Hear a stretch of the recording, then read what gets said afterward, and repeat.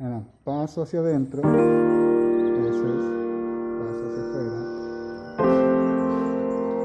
Eso lo tengo acá. Sí, porque si no, mira cómo te quedan los pies todos torcidos. Mira, de nuevo. El primer paso, bueno, estábamos así bien abajo. El primer paso, para adentro. Y el segundo paso, para afuera. Y tú tienes que estar tratando. Eso. Y ahora, el otro paso.